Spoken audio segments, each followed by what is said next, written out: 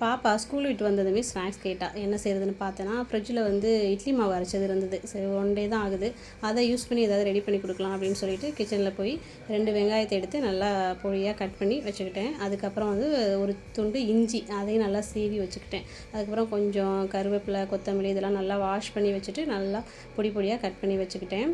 இந்த அளவுக்கு பொடி பொடியாக ரெடி பண்ணி வச்சுக்கிட்டேன். அதுக்கப்புறமா இட்லி மாவுலேருந்து ஒரு 3 கரண்டி மாவு எடுத்து போட்டுக்கிட்டேன். அதை நல்லா மிக்ஸ் பண்ணி ரெடி பண்ணி வச்சுக்கிட்டேன். அது கூடவே கொஞ்சம் ரவை, ஒரு ஸ்பூன் அளவு ரவை சேர்த்துக்கிட்டேன்.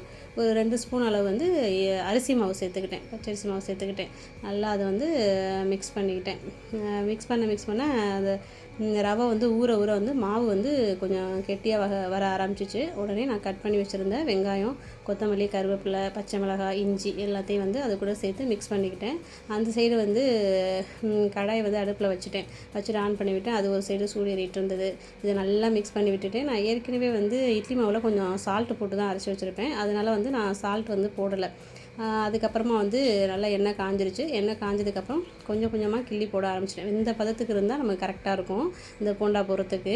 அவளுக்கு நான் என்ன செய்கிறேனே அவளுக்கு தெரியல. குட்டி குட்டியாக கிள்ளி போட்டேன். அது நல்லா வேக ஆரம்பிச்சது. நல்லா சிம்மிலே வச்சு பிரட்டி விட்டேன். நல்லா செவந்து வந்ததுக்கப்புறம் தான் வந்து அதை வந்து எடுத்தேன். அவளுக்கு அது வரையும் சஸ்பென்ஸாகவே இருந்தது. என்ன செய்கிறாங்க அம்மா இட்லி மாவு வச்சுன்னு தெரியல அவளுக்கு. டக்குன்னு இந்த மாதிரி நல்லா ரெடி பண்ணி கொண்டு போய் கொடுத்துட்டு கொஞ்சம் அது கூடவே கோகோனட் சட்னி ரெடி பண்ணி கொண்டு போய் கொடுத்தேன். எல்லோரும் சாப்பிட்டுட்டு நல்லாயிருக்குன்னு சொன்னாங்க. லைக் பண்ணி சாப்பிட்டாங்க.